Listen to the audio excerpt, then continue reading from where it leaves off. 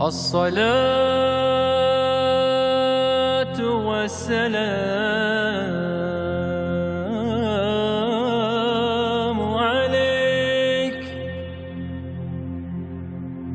عليك يا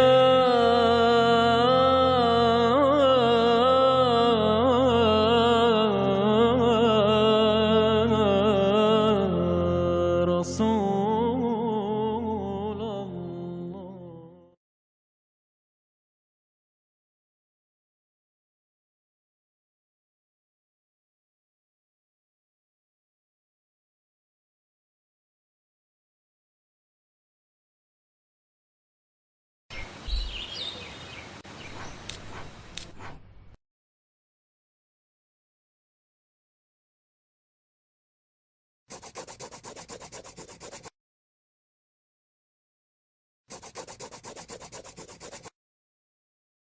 فذكر إن نفعت الذكرى.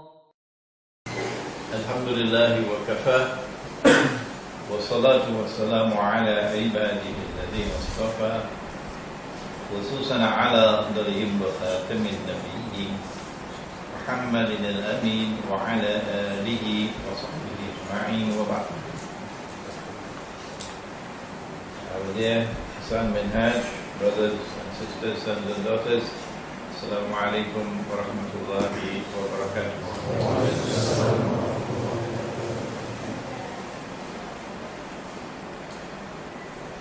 Allah subhanahu wa ta'ala has declared in the Quran a verse with which you are all familiar with. In Surah An-Nahl, which is Surah number, what number? Number 16. Surah An-Nahl, Surah number 16. The surah entitled The Bee. That He sent down this Quran that it might explain all things. Tibyanan likulli shay. Well then, it should explain some of these strange things that I'm about to narrate to you. Islam recognizes a holy land. In Arabic, Al-Ardul Muqaddasa. What is it in Bahasa? Oh no, you know Bahasa. Huh?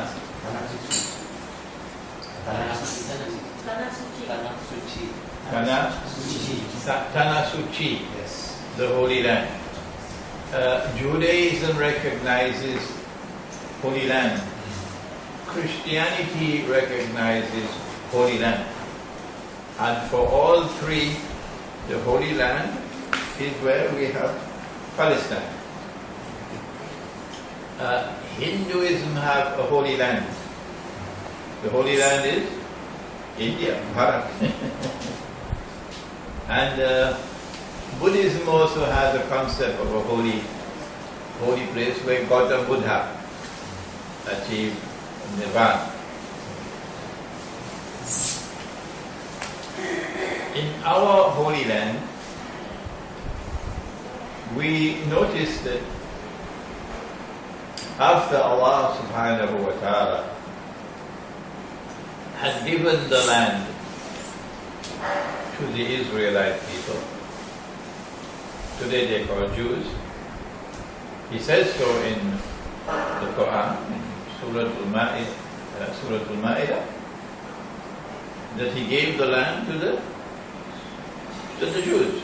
Yeah, it's there in the Quran. But strangely, the New York Times does not seem to be interested in telling the world that the Quran declares that the Holy Land was given to the Jews. Yeah? I wonder why. And then a state of Israel was established in the Holy Land.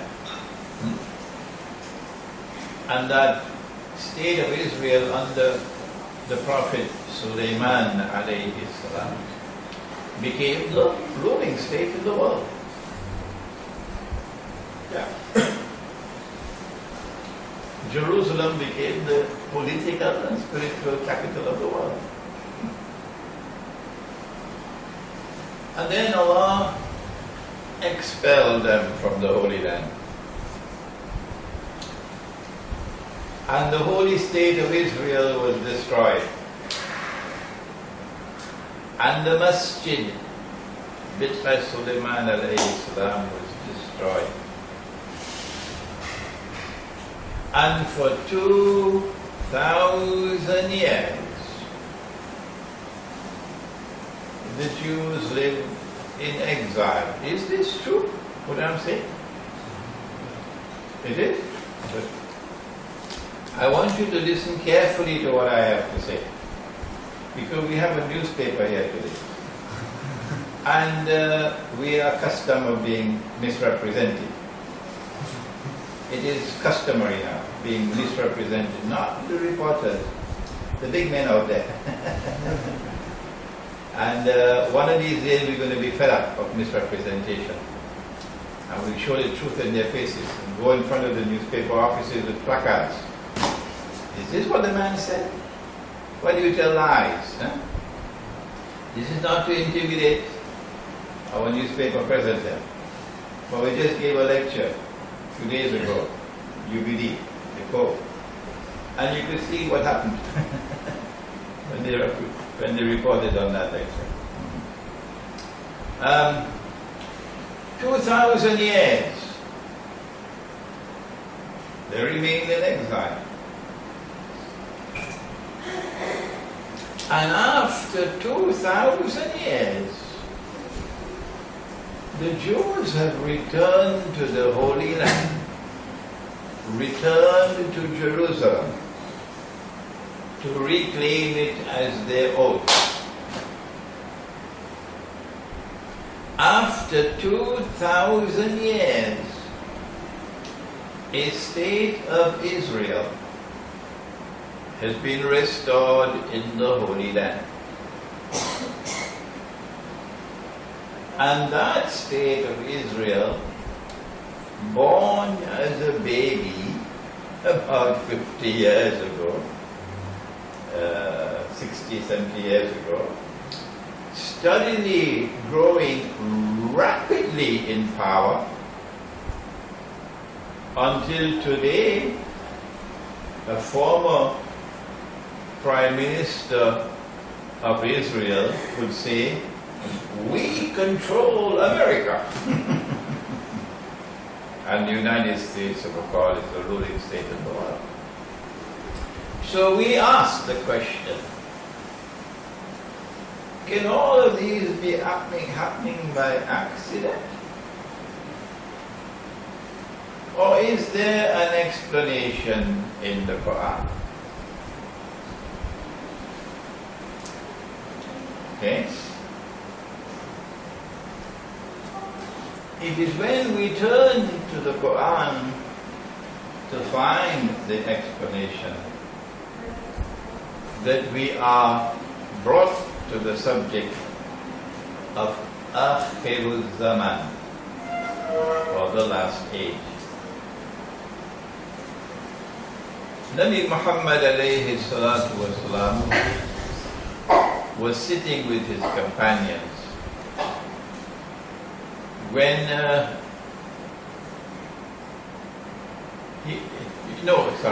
he came upon his companions who were sitting talking amongst themselves, and he asked, "What are you talking about?" And they said, "We're talking about the signs of the last day." And then he said, and this is in Sahih Bukhari, this is in Sahih Muslim, the last day would not come until, and then he mentioned 10 signs. Who can tell me all 10? Come on. I have a small gathering here today, so I can take my time. I can pause, I can ask questions. I can't do that in a big lecture. Who want to help me? All 10. Yes, go ahead. Number one, Very difficult to answer. Imam al-Mahdi. No, not in the 10. He gave the time, yes, but not in the 10. Yes, go ahead. The presence of Dajjal. Dajjal, number one. Go ahead, number two. The coming, the return of Nabi Isa alayhi salam. Correct. Number three.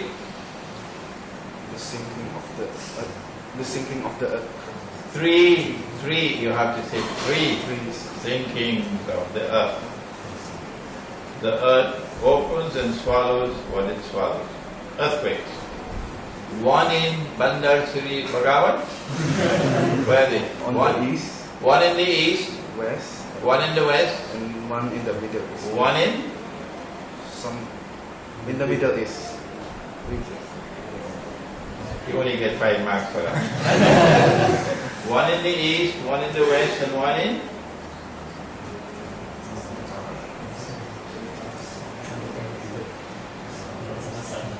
Come on, Minhaj, the third one. I think it's sophisticated guesswork. Huh? One in the east, one in the west, and one in Arabia. Okay, so we had Dajjal, we had the return of Nabi Isa alayhi salam, we had the three sinkings of the earth. That's 5. So 5 more? Huh? The sun will rise from the west. That's 6. 4 more. No, don't check it now. No. Put your machines away. Yeah? Gog and Magog. 7. 3 more. 3 more. Monster. Huh? Monster came out. What? A monster came out Monster came out from somewhere. from somewhere. Dabbatul Ard. Beast of the earth. 2 more. The ayah in the Quran disappears. The eye of the Quran Disappears. disappeared. No. Smoke is coming from his. Allah is protecting the Quran. Allah is protecting the Quran. Divinely protected. 2 more. We had Dajjal. We had the return of Nabi Isa alayhi salam. We had the 3 Usuf. One in the east, one in the west, one in Arabia. That's 5. We had Gog and Magog. That's 6. We had the sun rising from the west. That's 7. And we had Dabbatul Ard. That's 8. We need 2 more. Yeah. 2 more. The Arabian desert become Greenland. Not in the 10. Smoke. Dukhan. Smoke. 1 more. Fire. Fire. From? The A fire will come out of the earth. of Barbados. Of the earth. A fire will come out of Babylon. A fire will come out of Yemen is correct. Yemen. And drive people to their place of assembly for judgment. There you are. The 10. Among these 10 are Gog and Magog. Okay? Alright. Now, we go to the Quran to find out, does the Quran explain the return of the Jews to Jerusalem 2,000 years after they were expelled, and the restoration of the state of Israel in the Holy Land 2,000 years after it was destroyed? Okay? There is a certain methodology for studying the Quran that I explained in my lecture at the Cove. All those who were present for that lecture, put your hands up. 2 days ago. 2 days ago. Oh, not everybody. Okay. That methodology, and was it the Brunei Times that gave the nice report? Yes. Yeah, the Brunei Times. Yes. The reporter from Brunei Times actually remained for the whole lecture. Therefore, he could give a report on the lecture. The methodology for the study of the Quran is given by Allah subhanahu wa ta'ala at the beginning of the Quran. Now listen carefully because you've got to teach the subject. At the beginning of the Quran, Allah speaks and He says that He gave an order to the angels, the malaika, to bow down, make prostration, sajda, before Adam alayhi salam. فَسَجَدُوا إِلَّا إِبْلِيسِ. And elsewhere in the Quran, Jamia, they all made sajda except Iblis. Allah subhanahu wa ta'ala is not deficient in the use of language. No. So this statement is deliberately constructed this way for a purpose. فَسَجَدُوا إِلَّا إِبْلِيسِ. Allah wants to teach a lesson. Every university student better learn that lesson. The lesson is this. If you study this verse by itself, alone, Americans say stand alone, then you have to come to the conclusion, logical conclusion, that since the order was given to the angels and they all obeyed except one, Iblis, implication is Iblis was an angel. Iblis was an angel. You can't get away from that.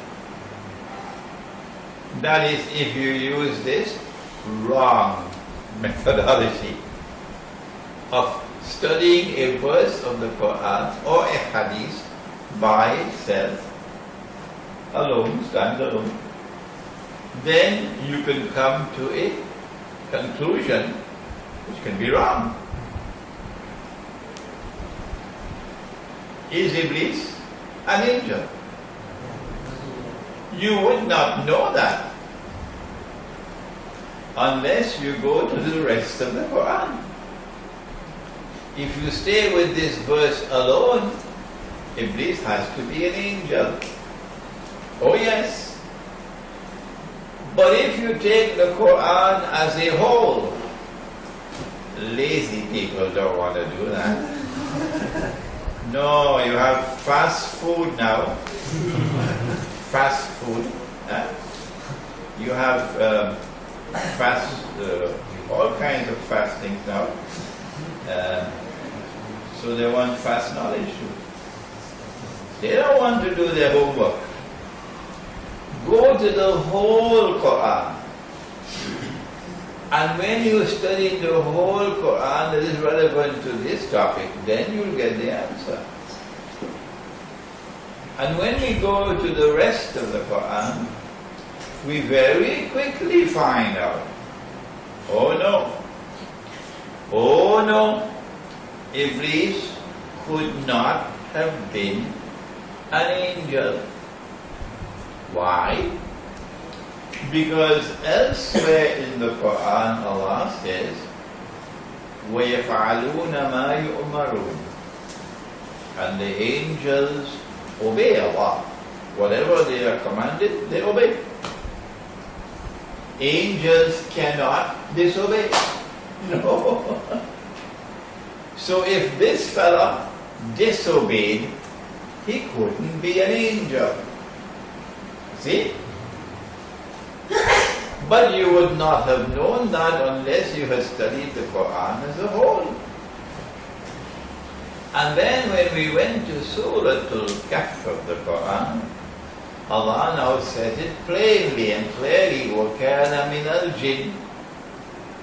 Iblis was a jinn. And so from this lesson taught at the very beginning of the Quran, you know, you got homework to do. When you want to study any verse of the Quran, you got homework to do. Don't be lazy. You could make mistakes and then you'll be very embarrassed. What you have to do is to get all the verses of the Quran which pertain to that particular subject. Let's call it the data. And when you've got all the data from the Quran on that subject, then you have to try to bring them together as a harmonious whole. It is as though you have pearls. What's the bahasa for pearl? Mutiara? Mutiara. Oh yes, beautiful word. Mutiara. And you have to put these mutiara to make a necklace. What is necklace? Ratnai. Rantai. You have the mutiara and you got to make it into a rantai. Good? So all the verses of the Quran are the mutiara. And your job, and that's not easy, eh? Oh no. Your job is to take all of these mutiara and make it into a rantai, an organic whole, harmonious whole. In the case of mutiara, you need a string, okay? And you pass it through the string. In the case of the Quran, my teacher said, Rahimahullah, Maulana Dr. Muhammad Fadl Rahman Ansari, in his book, who knows the book? Oh, I just introduced the book 2 days ago. The Quranic foundations and structure of Muslim society. 2 volumes. And I said, volume 2, very nice. Very nice.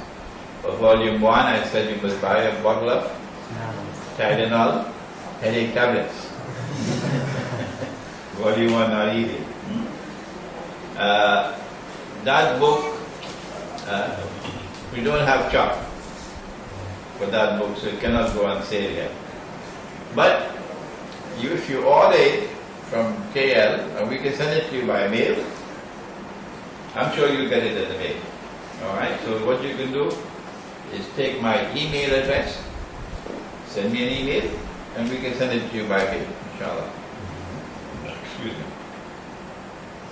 My teacher in this book says that the rantai, the string that you need to make the rantai, he calls that the system of meaning of the subject. And when you have penetrated the system of meaning of the subject, then you can take the mutiara and make the rantai. When you've done that, only then, not before, only then will you open the books of hadith. Not before. Quran first, then hadith. And when you open the books of hadith, all those ahadith, the mutiara in the hadith, which can go into the rantai, get absorbed. So your rantai will become bigger now because it's all harmonious, they can fit into the rantai. And when you locate a hadith which cannot get into the rantai, that is the hadith you're going to put aside. Put this aside. You will not deal with that hadith. That hadith, for example, could be fabricated. It could be a hadith which is in conflict with the Quran.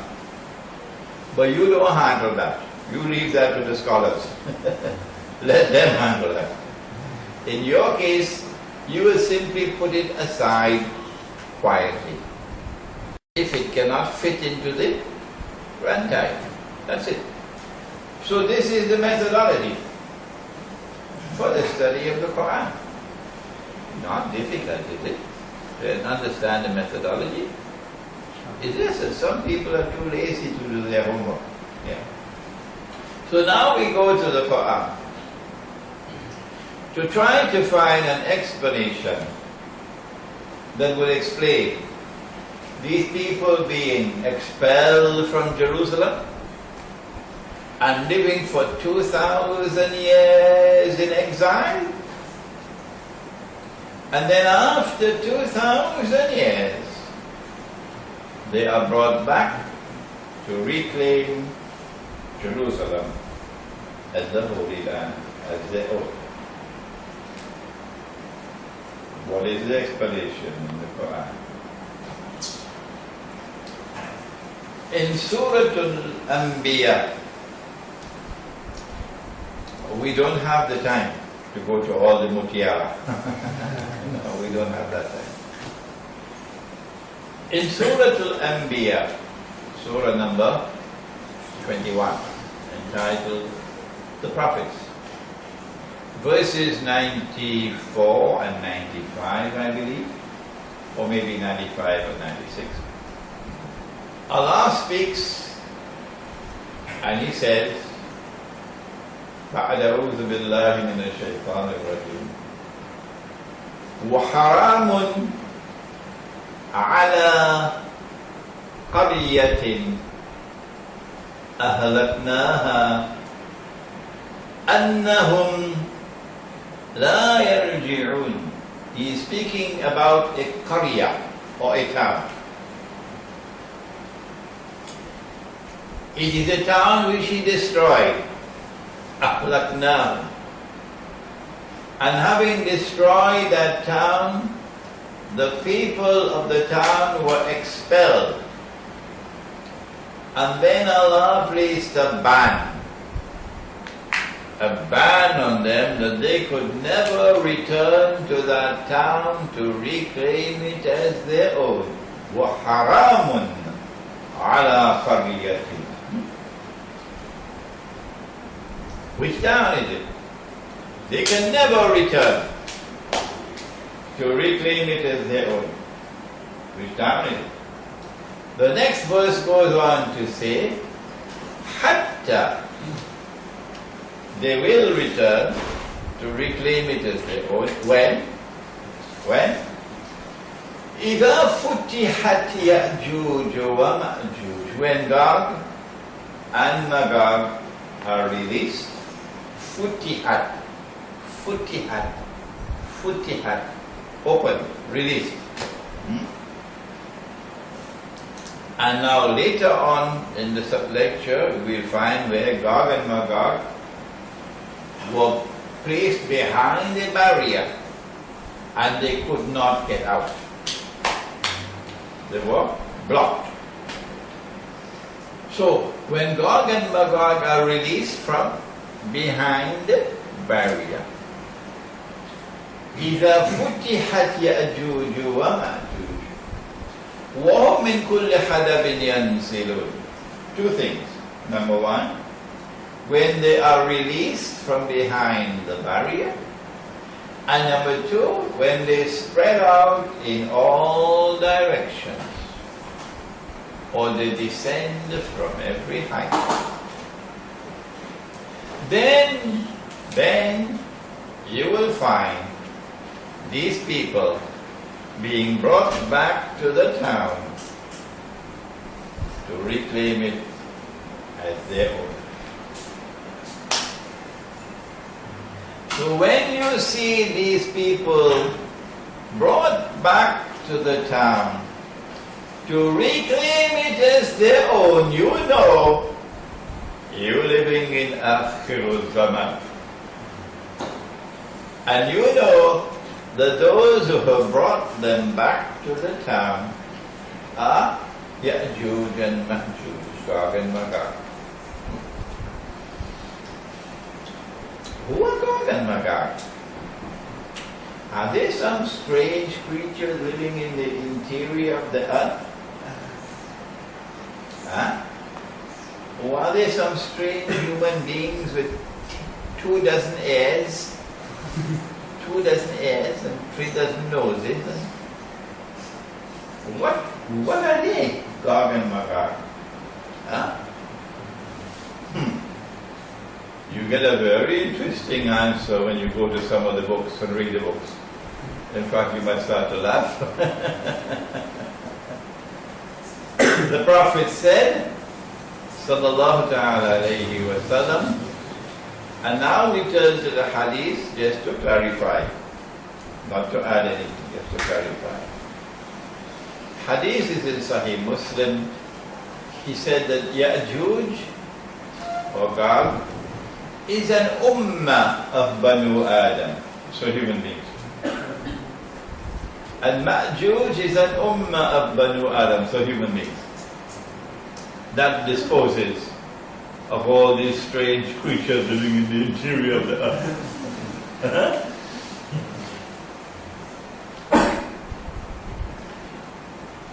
Question. Which town is it that Allah is speaking of in Surah Al-Anbiya? Now, it's very easy for everybody to understand and recognize which town it is. But it wasn't easy 1,000 years ago, 1,400 years ago, when the books of tafsir were written. So you will find the mufassirun making a guess. Maybe it is this town, maybe it is that town, maybe it is that town, and saying Allah knows best. You couldn't expect them at that time to understand and grasp what we can so easily grasp now. Which town is it? But let us return to our methodology. In order to identify the town, we have to go to the whole Quran to see where Allah speaks about bringing a people back. Bringing a people back to where they were. There is one such verse, and it is at the end of Surah Al-Isra. Surah number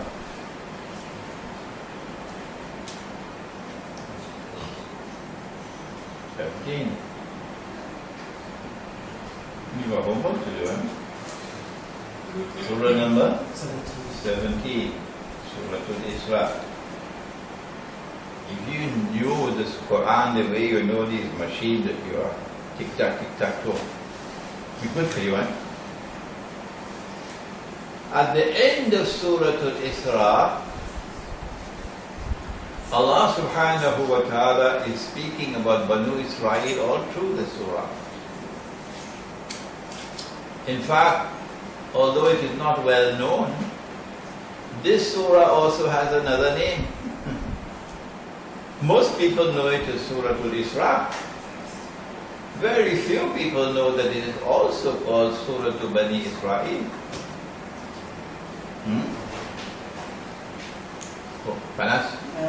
Oh, water. Okay, fine. Panas.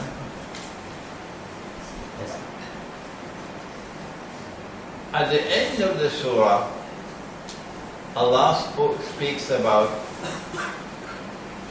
آخر الزمان. And he says, فَإِذَا جَاءَ وَعْدُ الْآخِرَةِ جِئْنَا بِكُمْ لَطِيفًا. That when the countdown, the last countdown is coming to an end, we're going to bring you back. We're going to bring you back. And when you are brought back, you will be like a mingled crowd. You're not all the same anymore. For example, some of you will have a Yemeni stomach for Yemeni food, and others will have an Iranian stomach for Iranian food. And you'll be speaking Iranian language, you're speaking Yemeni Arabic. And others will have a Moroccan stomach. And others will have a Russian stomach and speaking Yiddish. And some will have a Chinese stomach. جِئْنَا بِكُمْ لَفِيفًا. So Allah does speak in the Quran about bringing a people back, and the context of the surah makes it clear that He's speaking about the Israelite people. So here is the Quran clearly pointing to Banu Israel as the people who will be brought back. Brought back meaning brought back to their town. Now then, when we leave the Quran and we go to the Hadith now, from Mutiyara in the Hadith, we're looking now, and there are many Hadiths on Gog and Magog, and we want to find whether there's any Hadith on Gog and Magog which links them to a town. So we can identify the town. When we go through all the Hadiths on Gog and Magog, we find that there is only one town mentioned, only one, that is linked to Gog and Magog, and it is Jerusalem. You won't find the word Jerusalem in the Quran. You won't find the word Jerusalem in the Hadith, because we don't use the word Jerusalem. We use the word Baitul Maqdis. That's our name, Baitul Maqdis, not Jerusalem. And now we have a new name, we call it Al-Quds. So other people call it Jerusalem, we call it Baitul Maqdis. And in the Hadith, Gog and Magog are going to Baitul Maqdis. So on the basis of this verse of the Quran and this Hadith, we come to the conclusion that when Allah spoke in the Quran, in Surah Al-Anbiya, about a town which was destroyed, the people were expelled, a ban was placed on them that they could never return to reclaim that town as their own, until Gog and Magog are released and is spread out in all directions. Allah was speaking about Jerusalem. And so now at least we have an explanation, because we began by asking the question. Here is a very important event which has occurred. That the Jews have come back to the Holy Land, to Jerusalem, to reclaim it as their own 2,000 years after they were expelled. And we want an explanation. Now we have an explanation. That Gog and Magog have brought them back. If you say we are wrong, you must tell us what is right. That's only fair, isn't it? Don't open your mouth, as the Salafis are very fond of doing. Sometimes they put their foot in their mouth. I'm so sad to speak like this, because that's exactly what they've been doing. They just cannot leave me alone. No. As though I'm a Red Bull. Anytime Imran Hosein opens his mouth, Sarafis have to jump. I don't know what's wrong with that. If I criticize, I do so in an academic way, scholarly way, with no disrespect intended, not at all. But when they respond with all the cannons firing. Allah is speaking about Jerusalem and saying that Gog and Magog have brought the Jews back to the Holy Land. That's our explanation. If you say we are wrong, you must tell us what is right. You must go to the Quran and you must locate in the Quran the explanation and then present it, which explains this phenomenon of the Jews being brought back to the Holy Land to reclaim it as their own 2,000 years after they were expelled. To this day they have not done that. No. Nobody has done that. No one. To locate another explanation from the Quran. But all that they can do is to beat the drums and say, Imran Hosein is wrong, Imran Hosein is wrong, Imran Hosein is wrong. Sounds foolish now. Why? Because more and more people who have intelligence are recognizing that this is correct. And so while you keep on beating your drums, you're looking more and more foolish. Yes. If Gog and Magog have brought them back to the Holy Land to reclaim it as their own, and if Gog and Magog are human beings, can we identify them? Who are those who have brought the Jews back to the Holy Land to reclaim it as their own? Can we identify them?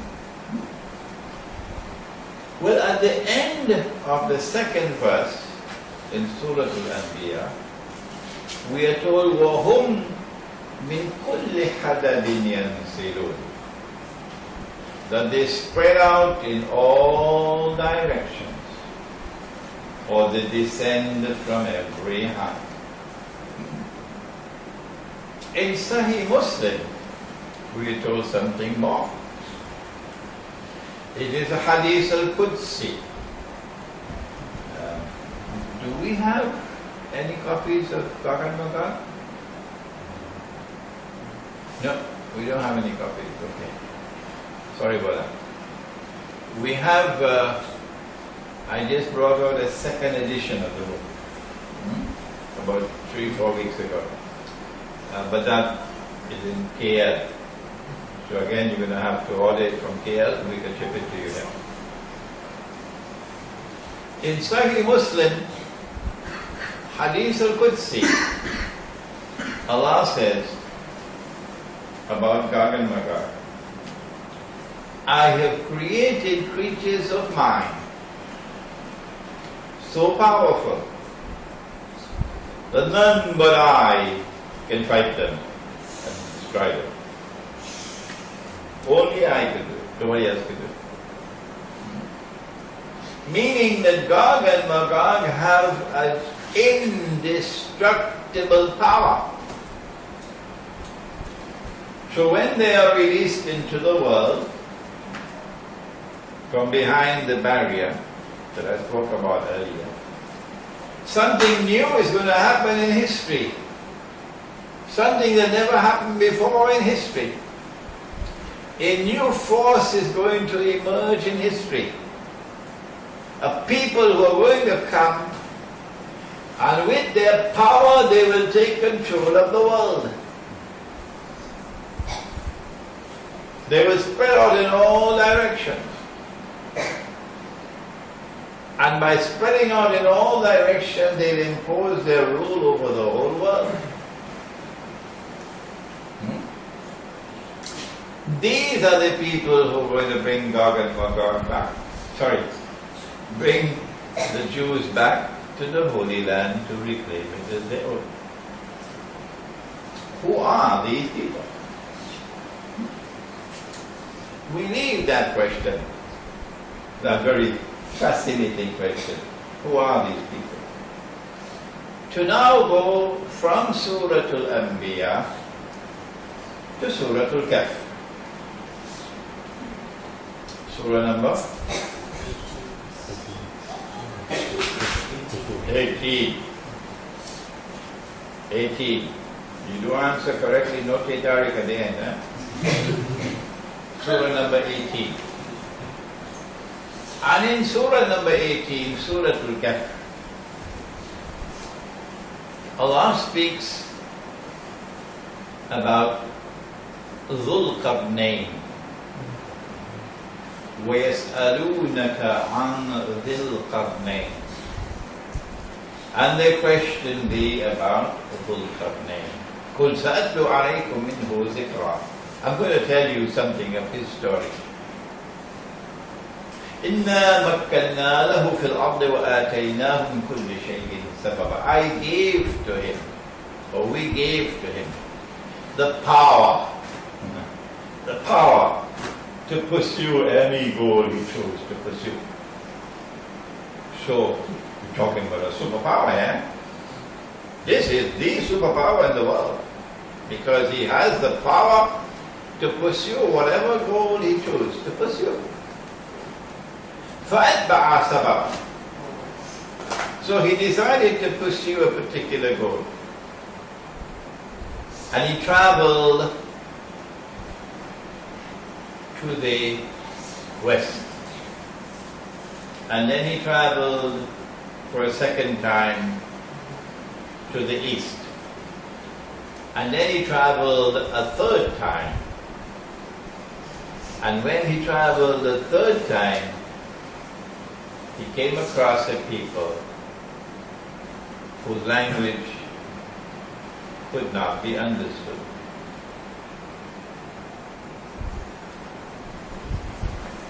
When they were able to communicate with each other, they then said to him, because he's got the power, O Dhul Qarnayn, we got a problem. Gog and Magog are very wicked people, and they are destructive. They corrupt and destroy, and we need help, and we're prepared to pay you. Can you build a barrier to block them? And he built the barrier, and they were blocked. I wonder in which direction was the third journey.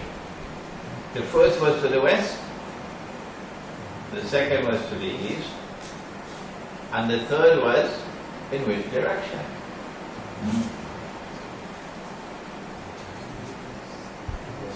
I wonder where this barrier was. Behind the barrier are Gog and Magog. Is it in Borneo? Is it? Where is this barrier? Now comes the fascinating part. Another hadith tells us that when Allah brings down the barrier in Akhirul Zaman and Gog and Magog are released, the first of them will pass by the Sea of Galilee on the way to Jerusalem. And they start to drink the water.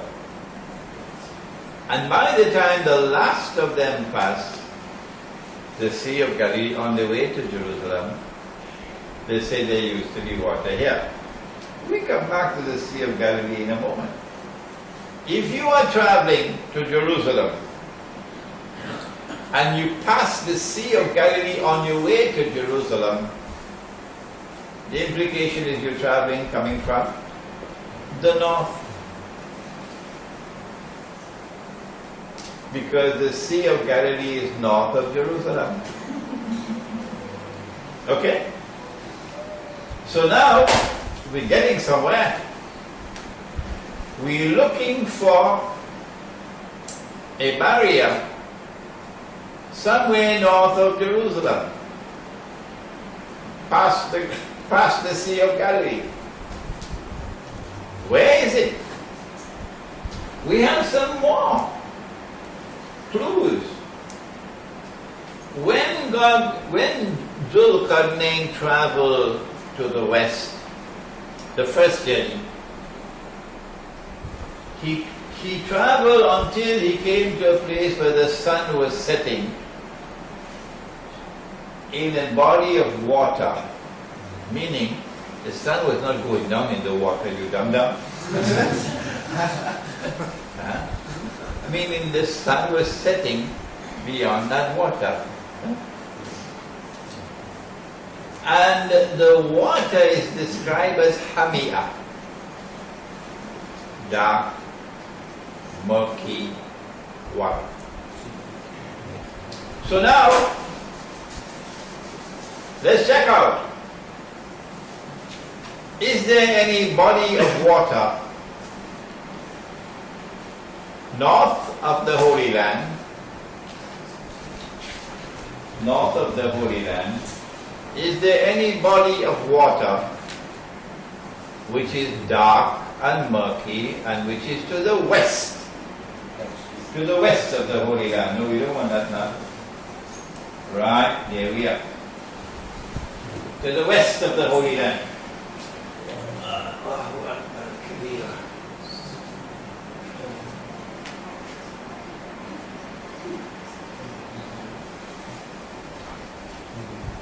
The Holy Land here. Sea of Galilee is somewhere here. It's clear there are only two bodies of water. Only two. One is the Mediterranean Sea and the other is the Black Sea. Only two. So now we examine the Mediterranean Sea. We send Minhaj on a ship and examine the water.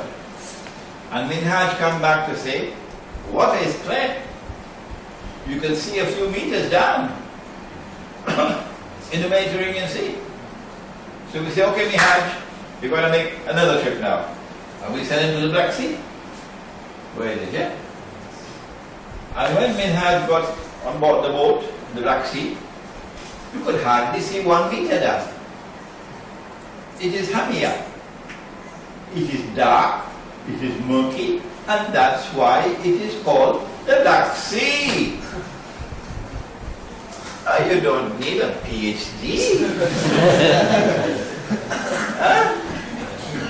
You don't need a PhD to recognize that when Zulkarnain traveled to the west and reached to the body of water, it was the Black Sea. Okay? And then when he traveled to the east, if the Black Sea is on the left, to the west, and if you travel to the right, do we have a picture? Yes, you reach the Caspian Sea on the right side, on the east. So Zulkarnain is between the Black Sea and the Caspian Sea.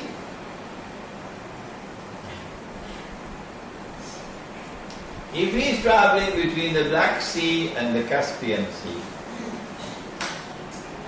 one to the west and one to the east, and then he travels to a third direction,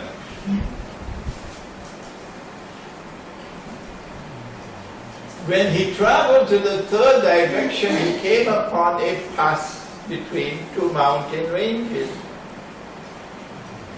So it has to be the Caucasus Mountains. There they are, the Caucasus Mountains. Between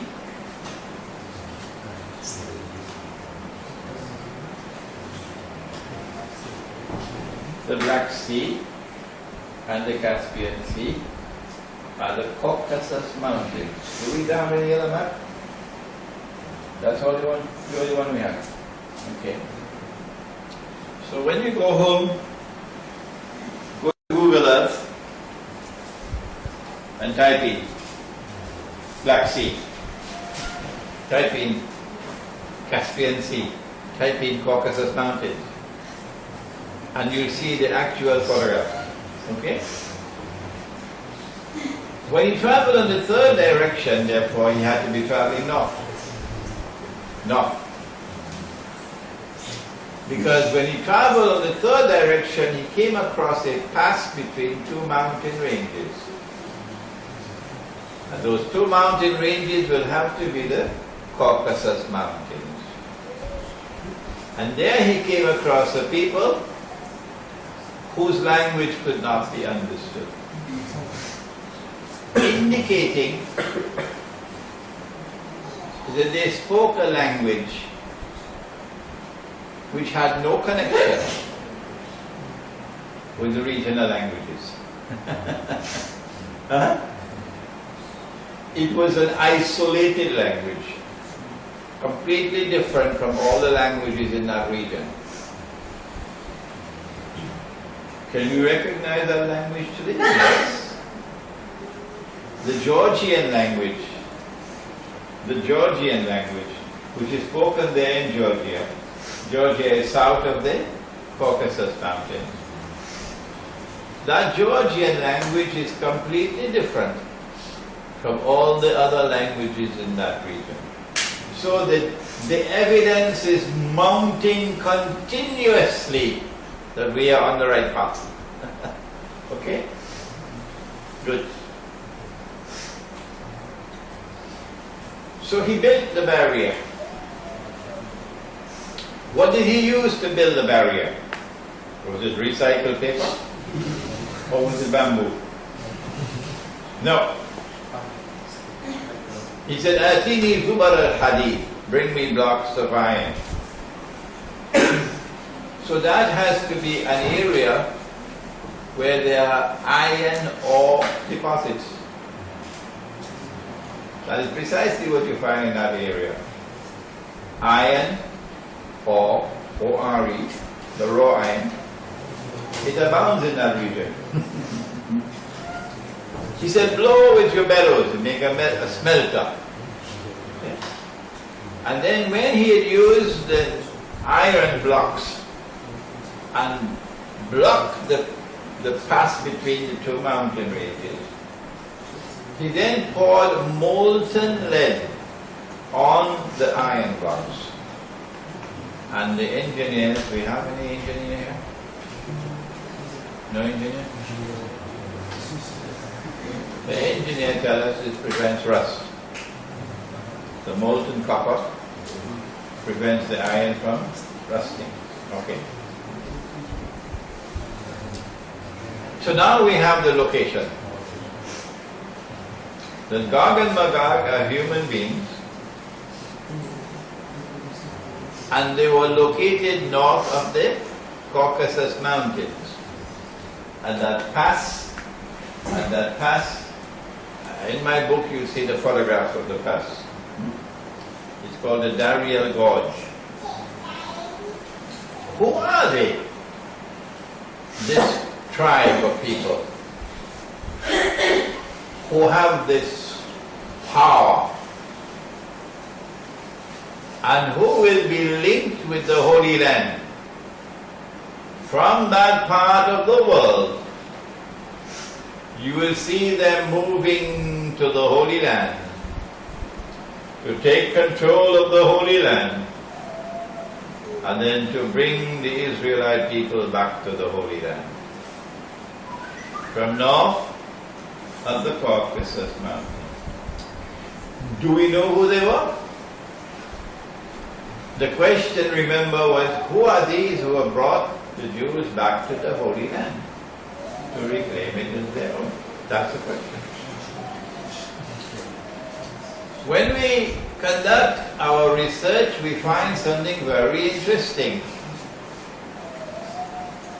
And that is that there was a tribe of people who lived in that region, north of the Caucasus Mountains, who converted to Judaism, who converted and became Jews. So these are not Banu Israel. No. These are not from the seed of Nabi Ibrahim alayhi salam to Nabi Yaqub alayhi salam. These are not Banu Israel. These are Eastern European people who converted and became Jews. So, European Jews. And the name of the tribe was the Khazar, Khazar, or Khazar. Khazar. You can do a Google search now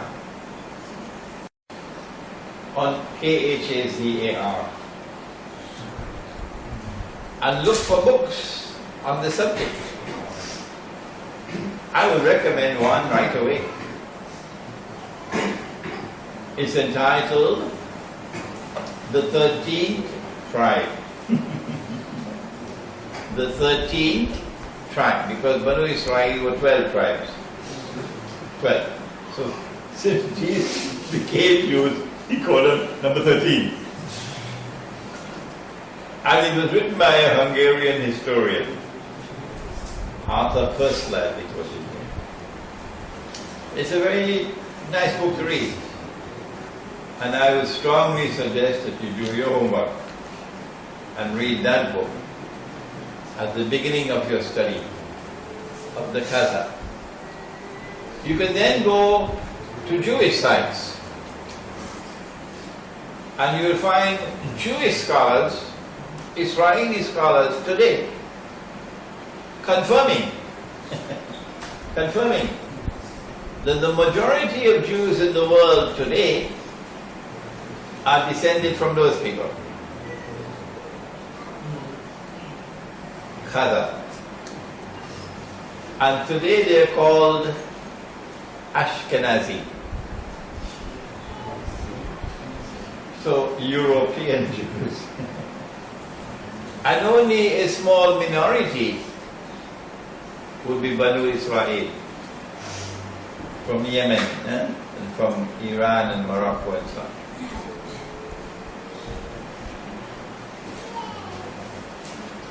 These Khazar Jews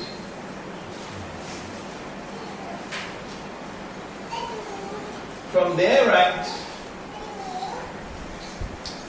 some converted from Judaism and became Christians.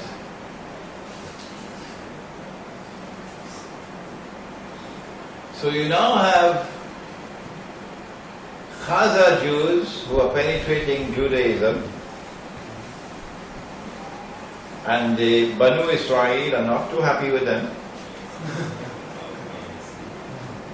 And then you have Khazar Jews who become Christians and penetrating Christianity.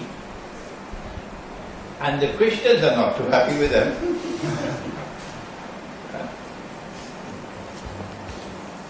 So they put their foot into both camps.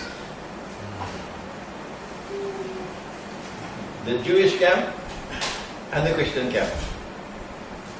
And they face opposition from the Jewish scholars, from the Christian scholars. Opposition.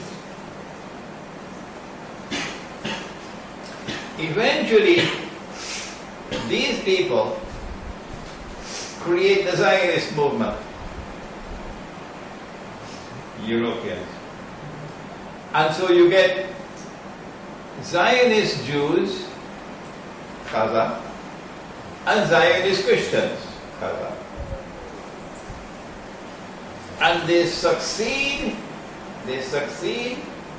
in swaying considerable Jewish opinion in Europe and Christian opinion in Europe. And they're able to reconcile the two. Oh, I thought that was impossible. Because the Jews boasted if it's not in the Quran, they're going to plaster me tomorrow morning in the newspapers. But it's in the Quran. Allah speaks in the Quran, where the Jews were boasting of how they killed Nabi Isa alayhi salam. It's there in the Quran.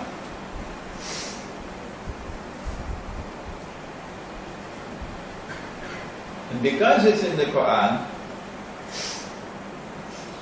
it's not possible for us to say, well, there is an explanation why the Christians were so hostile to the Jews all through history.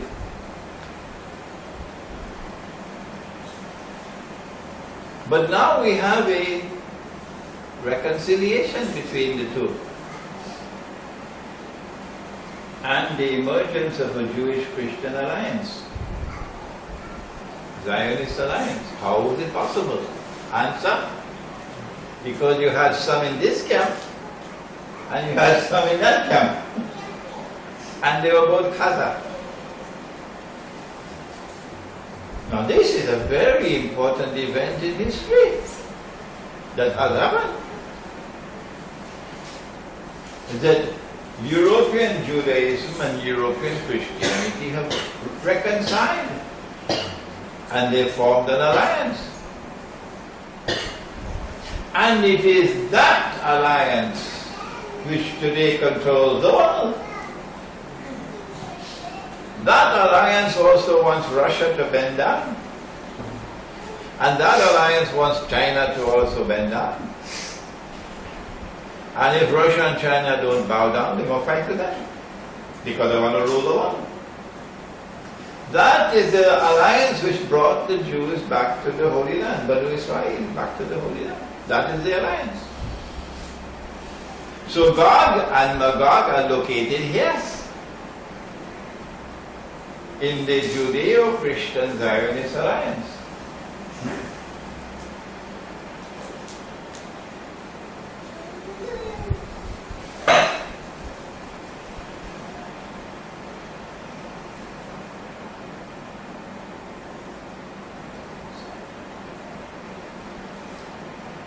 The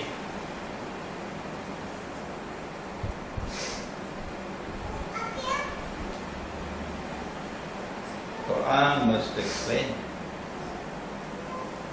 this strange event. If the Quran explains all things, because here is a force which is ruling the world. It's almost indestructible in its power.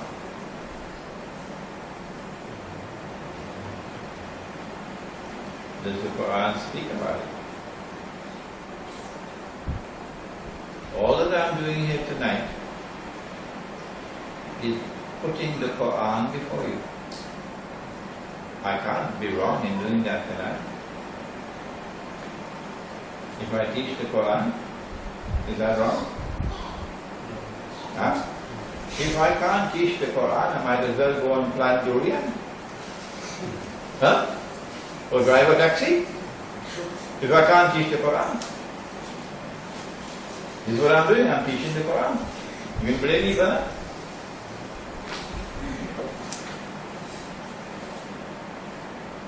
In Surah Al-Ma'idah, Allah speaks and He says, O you who have faith in Allah, do not take the Jews and do not take the Christians as your friends and allies. Is it there in the Quran? It is? Good. Question. Is Allah speaking about all Jews? And is He speaking about all Christians? If you go to all the tafasir of the Quran, you'll come to the conclusion that Allah is speaking about all Jews. And He's speaking about all Christians if you go to study those tafasir. But if you use the right methodology, you know Allah is not speaking about all Jews. No! If a Jew stands up against oppression, he's my brother. He and I can form an alliance. We can stand together. If he is a Jew and he stands up against the oppressor, there is no prohibition. If a Christian stands up against the oppressor, he is my brother. I can form an alliance with him. Allah is not speaking about all Jews and all Christians. No, no, no, no, no. Well, then which Jews and which Christians is he speaking about? When he says, do not take the Jews and do not take the Christians as your friends and allies. Am I allowed to tell you the answer? Am I? It's there in the Quran, in the words which follow. بَعَدُهُمْ أَوْلِيَاءُ بَعْضٍ. But you've heard this on YouTube so many times, you're tired of hearing it from me. So many times you've heard it on YouTube, it's nothing new for you. Allah is speaking about such Jews and such Christians who themselves become friends and allies of each other. And he's saying, these are the Jews and these are the Christians with whom you are prohibited from maintaining friendly ties and being allies. Okay? Do we have a Jewish-Christian alliance in the world today? Yes, we do. It is the European Zionist Jewish-Christian alliance. They are the ones who rule the world today. And they are the ones who are putting pressure on Russia and on China. The Bauer.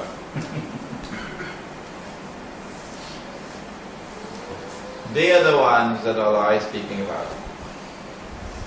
Don't be their friends and allies. This is Gog and Magog. This is Gog and Magog. In addition, Allah goes on to say, وَمَنْ يَتَوَلَّهُ مِنْكُمْ فَإِنَّهُ مِنْهُمْ. Whosoever from amongst you turn to them with friendship and alliance, you now belong to them. You no longer belong to us. وَمَنْ يَتَوَلَّهُ مِنْكُمْ فَإِنَّهُ مِنْهُمْ. I'm translating correctly, you know. Nothing wrong with my translation of the Quran. Whosoever from amongst you turn to them to be their friends and allies, you now belong to them. You no longer belong to us. Inna Allah la yahdi al-qawm al-zalimin. Surely Allah does not provide guidance for a people who are wicked. That's what they are. That's what they are. And so now we are able to identify Gog and Magog. In my first edition of my book on Gog and Magog, I came to the conclusion that there was going to be a mighty clash between Gog and Magog. And that mighty clash is the Malhama of which the Prophet spoke, in which thousands of nuclear weapons are going to be used. And that's going to create the mushroom clouds, that is the Dukhan that he spoke about, Dukhan. You're not going to have sunlight in the world for I don't know how many days, maybe weeks, I don't know. No sunlight. Whole world will be covered with smoke. That's coming up. And when that war takes place, there will be a substantial reduction in the population of the world. Maybe only 10% will remain alive. So I came to the conclusion that the Anglo-American Zionist alliance was gone, and Russia was Magog.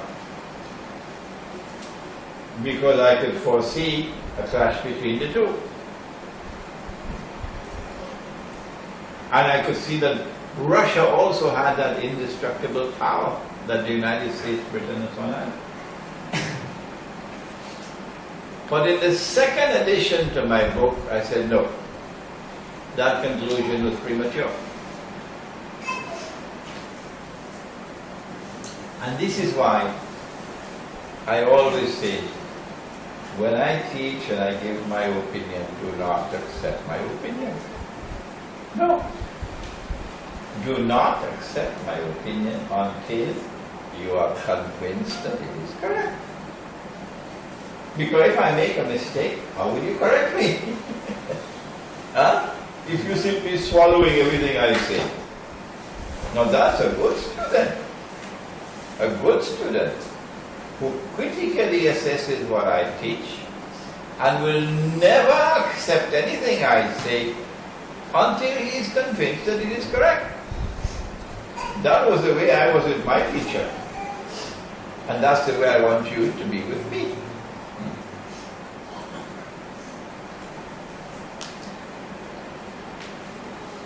I realized that I made a mistake.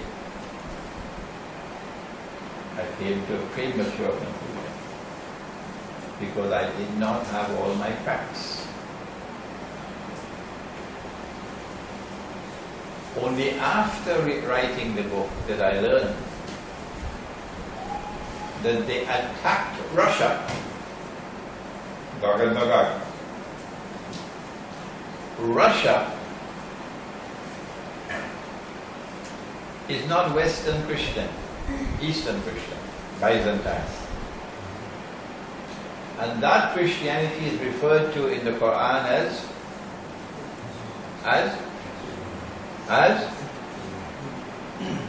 why are you afraid to say it? Rome. Not Roman, Rome. Ghulibatil Rum. Surah to Rum. There's a surah of the Quran called Surah to Rum. So when the Quran speaks of Rome, the Quran is speaking about Eastern Christianity, not Western Christianity. The Khaza became Jews and then Christians, and they were able to penetrate Western Christianity and bring about the Jewish-Christian alliance in Western Christianity. Oh, what about Eastern Christianity? When Rome emerged in history, it was in Italy, in the city of Rome. But at that time, Rome worshipped idols. That is before Nabi Isa alayhi salam. And then when Constantine became Christian, the Emperor Constantine wanted to get out of this paganism, and he created a new city and called it Constantinople. Constantinople. Mustafa Kemal eventually banned the use of the word Constantinople, and now you must only use the word Istanbul. So I say to Mustafa Kemal, get lost. Get lost, Mustafa Kemal. My prophet used the word Constantinople. And since my prophet used the word Constantinople, that's the name of the city for me. You could call it whatever you want. But since Muhammad alayhi salatu wasalam called it Constantinople, that's the word I'm going to use. Mustafa Kemal put that in his pipe and spoke it. So Rome left Italy, and Rome now came to Constantinople. And then in 1456 or 57, when Sultan Fatih, Ahmad Fatih, conquered the city, then Rome moved from Constantinople, went to Moscow. Moscow. So the capital of Rome today is Moscow. Since that time to today is Moscow. Okay? And Rome remained fervently Christian. More authentically Christian than Western Christianity. Yeah. Until something happened in the First World War. The Russians always wanted to get back Constantinople. The most magnificent church of the Christian world was in Constantinople. It was built more than the year 3 or 4 AD. And it's more than 1,000 years old, 2,000 years old, 300 years old. It was called Hagia Sophia. Okay? And when Sultan Muhammad Fatih conquered the city, he converted the cathedral, the Christian cathedral, to a masjid, which was a very shameful thing to do. A monstrously shameful thing to do. To take a Christian church, conquer, and then convert it to a masjid. Shameful and embarrassment to Islam. And on the day when we conquer Constantinople, inshallah, we return that church to the Christians. So Russia wanted to get back Constantinople. But the Ottoman Empire stood in the way. And the Ottoman Empire, for centuries, had used all their power against the Eastern Christians. If Greece today hates Muslims, the Greek people hate Islam, hate Muslims. Do you know why? Because the Ottomans used to take Greek children, little boys 10 years of age, because they were able to conquer Greece, and they will convert these children to Islam. And then they'll train them and bring them up to be soldiers. And these then became an elite force in the Ottoman army, the Janissaries. Yeah. Christian boys. This is the Ottoman Empire. And then the Ottomans would enslave the women, Greek women, and other women of Eastern Europe. And these women will now be slaves, and put them in their harem. So the Ottoman Sultan will have 100 wives, 100 slaves, 200 slaves, 700 slaves. The Ottoman Sultans could not marry. No. They're not allowed to marry. I thought marriage was half of Iman. So we've got a lot of you tonight here who have only half Iman. And nikah nisful Iman. But the Ottoman sultans could not marry. Why? Because they did not want to have children from wives who would have rights. The wives would have rights. So if they slept only with slaves, the slaves will have no rights. And when a sultan died, one of his sons will be chosen to become the new sultan. And they had a practice for some time that he would kill all his brothers. So they will never have any problem of conflict for succession. No.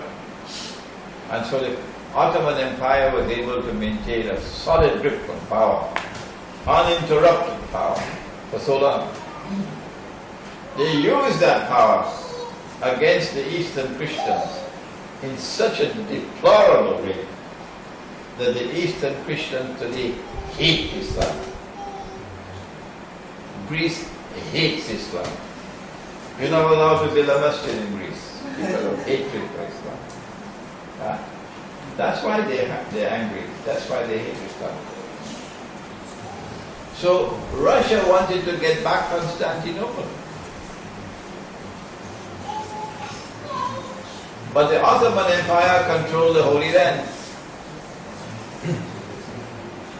So when they were ready to get the Holy Land from the Ottomans and restore the state of Israel and bring the Jews back to the Holy Land, they needed a war. They needed a big war, and they needed to get the Ottoman Empire against them. Okay? But all through the centuries, Britain and France had been allies of the Ottoman Empire. Britain and France. And Russia was always the enemy. The biggest enemy of all was Russia. All the wars that they fought against Russia. Great hatred for Russia. That's the Ottomans. So how can we get the Ottoman Empire involved in a big war, but Ottomans must not be on our side? Simple. In 1907, Britain and France made an alliance with Russia. That must have been like a thunderbolt for the Ottomans. Britain and France make an alliance with Russia. But how can you get Russia to become our ally? Answer: you offer them Constantinople. The Russians will be delighted. So Britain and France made a secret treaty with Russia, offering to them Constantinople if war breaks out. Once the alliance with Russia was made, it meant that when war breaks out, and everybody knows war is coming, the Ottomans cannot join the war on the side of Britain and France because Russia would then become their ally. So it's a game of chess. Chess. You put all the pieces together so you checkmate them. So there's only one road open. Only one road open for the Ottoman Empire, and that is to make an alliance with Germany. That's what they wanted. You see? So when the war broke out in 1914, I'm doing your homework for you now. If you had to do the research to get this that I'm giving you, it would take you a long time. When war broke out in 1914, okay, the Ottoman Empire is on the losing side.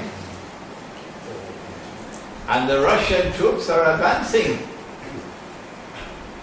And by 1917 it was all over. By 1917, the Russian troops are now closing in on Constantinople. And Russia is rubbing her hands in glee. We're going to get back Constantinople now.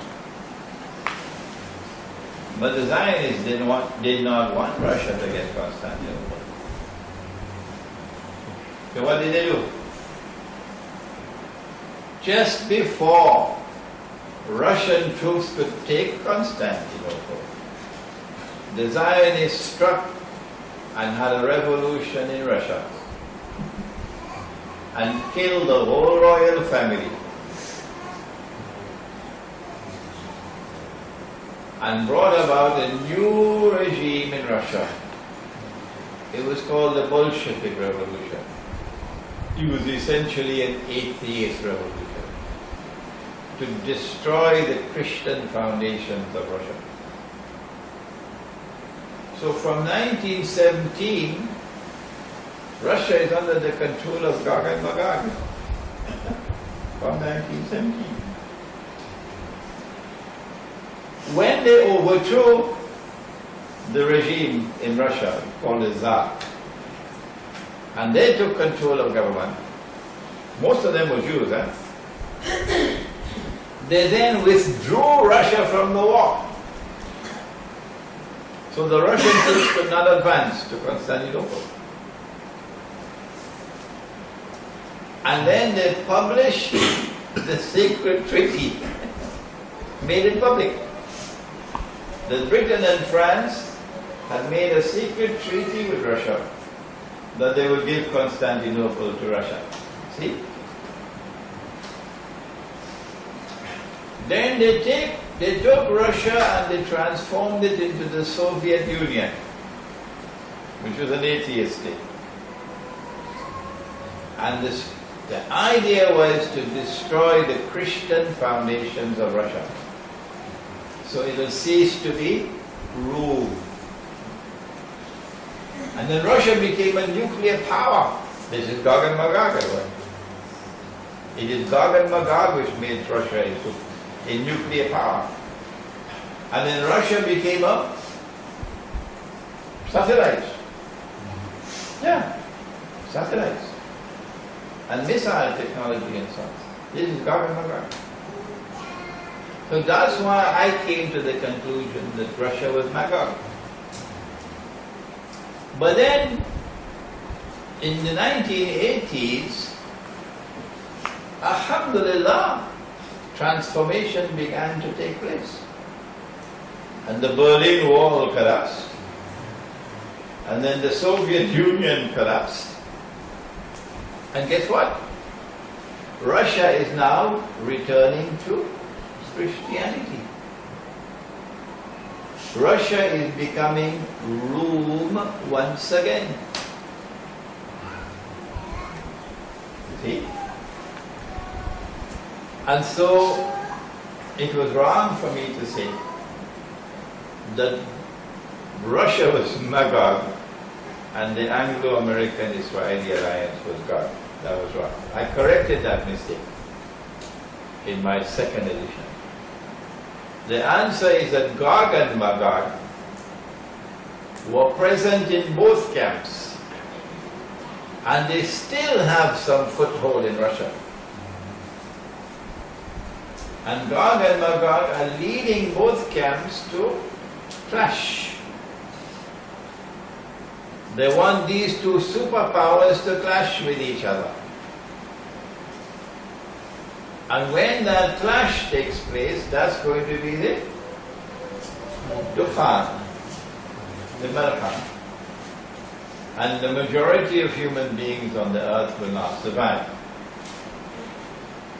There are a hadith on the Malkama that you should study, so you could get an idea of how terrible that war is going to be. When that war takes place, only then would it be possible for Israel to rule the world. Because Gog and Magog are not going to be destroyed in that war. No. The Anglo-American alliance and the Russian alliance are both going to destroy each other. But Gog and Magog will not be destroyed. They will survive. And they will now empower Israel, so that Israel can become the ruling state in the world, and there will be much less human beings on the face of the earth. So it becomes easier for Israel to become the ruling state in the world.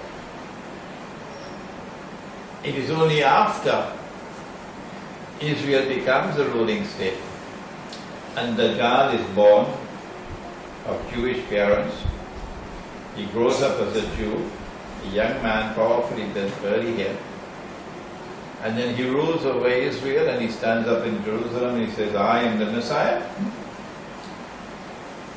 Only then would Imam al-Mahdi emerge. How long is that from now? I can guess. I can be wrong. But in the process of guessing, there's also something beneficial. When I say maybe 20, 25 years from now, what I mean to say to you is not 200 years from now. Okay? Imam al-Mahdi will then emerge. And then Nabi Isa alayhi salam will return. And then he will kill Dajjal. And then Gog and Magog will emerge in their last surge. This is what the hadith speaks of in Sahih Muslim. That the first of them will pass by the Sea of Galilee and start to drink the water, meaning consume the water. Making the deserts green, consuming the water. And by the time the last of them passed, they'll say there used to be water here. So when you see the water level in the Sea of Galilee going down and down and down and down and down, you know that the time is drawing close. When the water is dry, that's the time for Israel to reach its destiny. Nabi Isa alayhi salam will kill Dajjal. Then the last wave of Gog and Magog will come. They'll empower Israel and they'll pursue Nabi Isa alayhi salam to Jerusalem, and he'll be in a mountain in Jerusalem, in Beit al-Maqdis. And then Allah will send an attack, biological attack on the necks, and they will all fall down. And they will die. And by next morning their bodies are all smelling. And then Allah will send birds with their necks like coils. So maybe global warming will cause eggs which were in ice to melt. And those eggs can now hatch. So prehistoric birds can become alive again, maybe. And all these bodies will be taken and thrown away. And the earth will be washed clean. It is after that that Israel will face a final toll of the bell, when the Muslim army will liberate the Holy Land. Now what I've done to you tonight is put in a nutshell the basic part of this subject of Gog and Magog. I've left out a lot of material. I've left out, for example, because it will take me another 10-15 minutes, that there are trademarks of Gog and Magog. The biggest trademark of all is that they commit fasad. They are PhDs in fasad. They corrupt and destroy everything that they touch. So they corrupt the political system, they corrupt the economy, they corrupt the monetary system, they corrupt the educational system, they corrupt everything. They corrupt marriage relations, they corrupt the sexual relations. But the most destructive corruption of all is internal. Internal corruption. Internal corruption. So that the heart can no longer see what otherwise cannot see. So there you are. Any questions?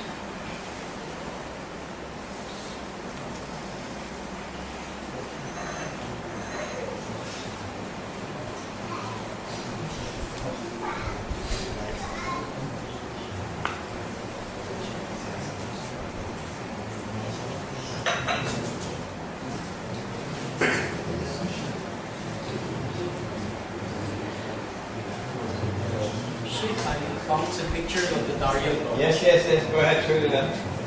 There's the gorge. There's the gorge there, the pass between the mountains. That's where Zulfar named it the barrier. Okay?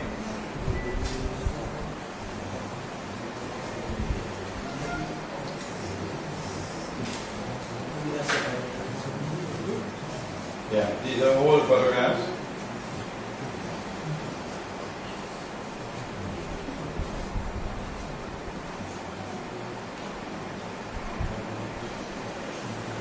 So that's the Black Sea. And there you are, the Black Sea on the left side, the Caspian on the right side. And the Caucasus Mountains in between.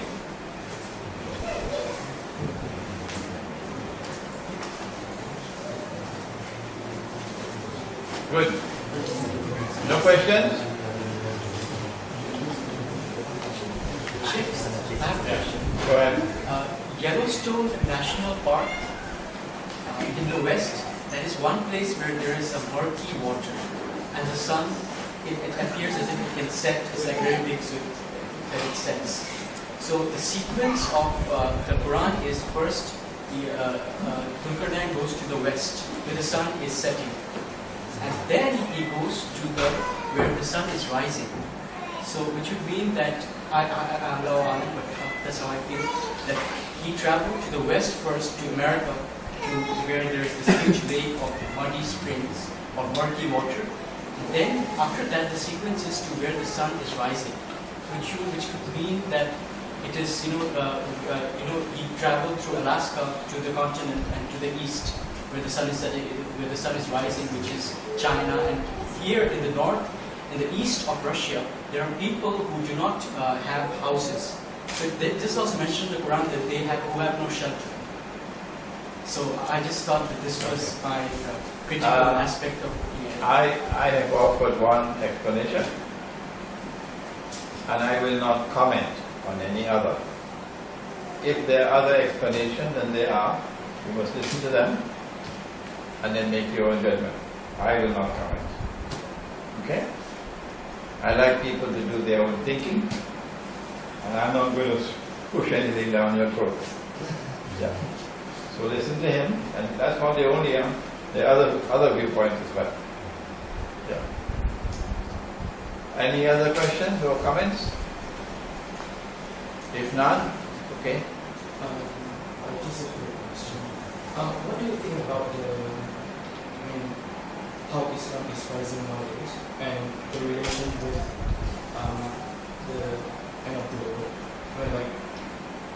Now, as we see, Tonight is devoted to one subject. I want you to stay with that subject because it's a very important subject. If I allow you to ask a question out of the subject, your minds are going to stray. And all the work I've done for the last 2 hours might just drift away. let me just rephrase it. I want you to stick to the subject of Gog and Magog. Gog and Magog, that's the subject for tonight. You hardly will ever find anyone in the whole world of Islam today. You will hardly find anyone teaching the subject. Go ahead and search. See if you can find a teacher. So if you've got a chance tonight, you should utilize the opportunity. Go ahead. Let me just rephrase it again. What is that we as Muslim can do? Since you assume that it's the Russian and the Zionist right. So basically what is that we as Muslim should do to go against them? What ways that we can do to deal with them instead of us being influenced by them and terrorized by them, something like that. In the Quran, Allah speaks, I think it is Surah Al-Baqarah. Any Hafiz of the Quran? Any Hafiz? Or Hafizah? In the Quran, Allah speaks about the kuffar. And He says they are friends and allies of each other. And then He goes on to say, إِلَّمْ تَفَعَلُوا, if you do not do the same, make alliances, تَكُنْ فِتْنَةٌ فِي الْأَرْضِ وَفَسَادٌ كَبِيرٌ. There will be great fitna and fasad in the earth. So we don't just sit down doing nothing. No. We recognize the world around us. We see who are the forces of Gog and Magog. And then we try to make alliances with forces which are opposed to oppression. The religion of Islam, as I know it, and perhaps you will agree with me, the religion of Islam came into the world to oppose oppression and to liberate the oppressed. Is there anyone who wants to differ with that? Huh? And so sensible people will be searching for allies amongst Jews who are also opposed to oppression. You will make alliances with Jews.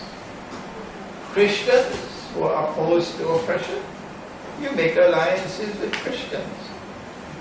If Russia is standing up to the Zionists and Russia is returning to Christianity, you forge an alliance with Russia.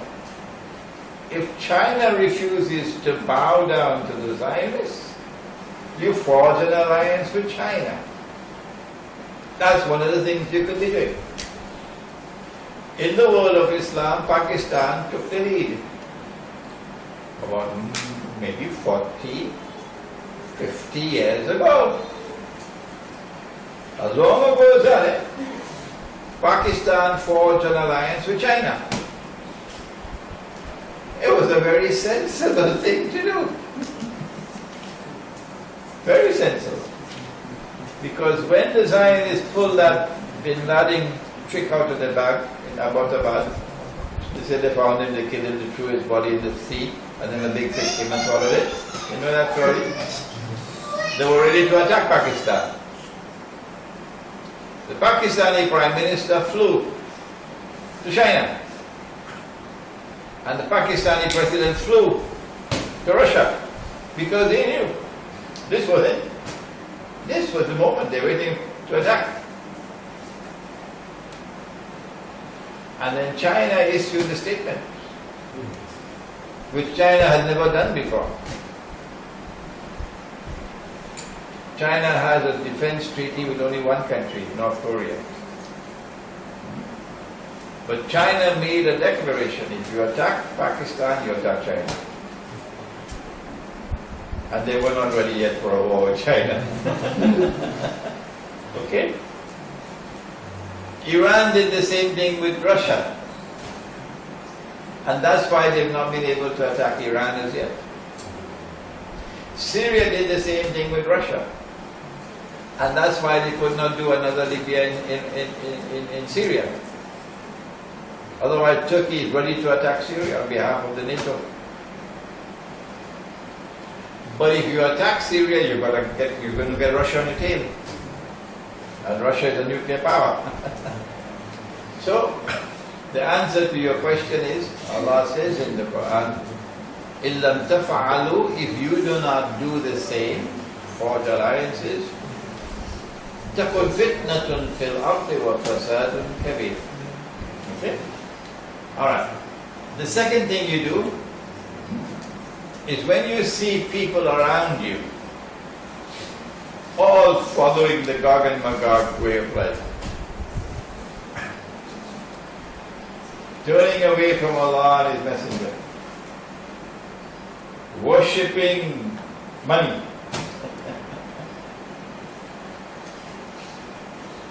what do? When you see food being corrupted and all that you're eating is garbage, when you see your children growing up strangely, your daughters grow up and they are in blue jeans, no hijab, and your sons grow up and the first thing they do is to shave off their beards, and they also want to join the blue jeans Jamaat. Nobody wants to study the deen. Everybody wants to go and study in Oxford and Cambridge and Harvard and Yale and Sorbonne and whatever. Come back and get a big job. But nobody wants to do what I'm doing here tonight. What do? Do you live among such people? If you do, then your whole family will be gone. No. What you have to do is to separate from them and go and build a pure society as it used to be in your grandfather's time. The way of life you used to have. Produce your own food and stop eating imported food. Eat your own food. And get your women to grow up as women, not as men. And get your men to grow up as men, not as women. Huh? I call that the Muslim village, or the Muslim kampung. And this kampung produces its own food. I don't know whether in Brunei you reached that stage already, where you need to go and build Muslim villages. I was very, very, very happy to come here and learn that His Majesty the Sultan of this country has declared his intention to enforce Islamic law. You know how many Muslims around the world will be so happy to hear those words. You were so lucky. Very few Muslims around the world will have a real leader who speaks like that. Then we're going to enforce Islamic law. I gave a lecture about 2 weeks ago, which you should listen to, enforcing the Sharia in the modern age. Enforcing the Sharia in the modern age. There are parts of the subject you must be aware of. So if you feel that you are in Brunei in need of such, then you go ahead and you build your Muslim villages. There are lots of people in Brunei living in kampung, aren't there? Are they bad?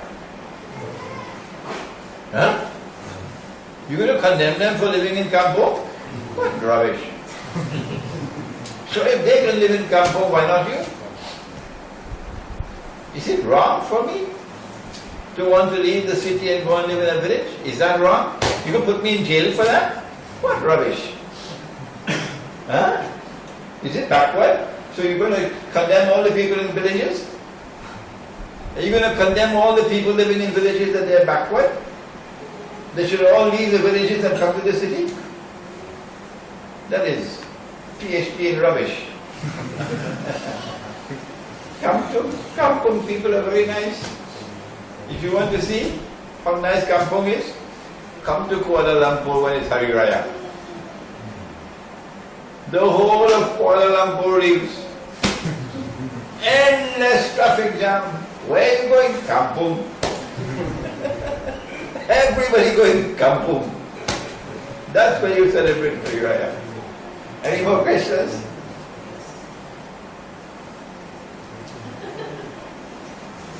Yes? No? Okay. Alright. No more questions? Time for Teh Tarik?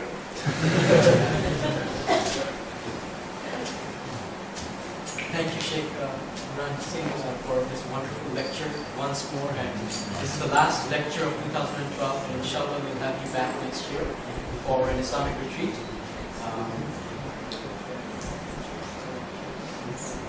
We're going to pray Salat Isha before we eat.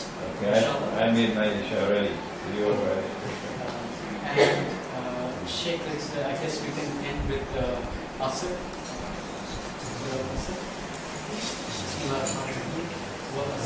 إن الإنسان لفي خسر إلا الذين آمنوا وعملوا الصالحات وتواصوا بالحق وتواصوا بالصبر. Assalamu alaikum. Which way is Qibla? This way. Okay. So ask it to the right.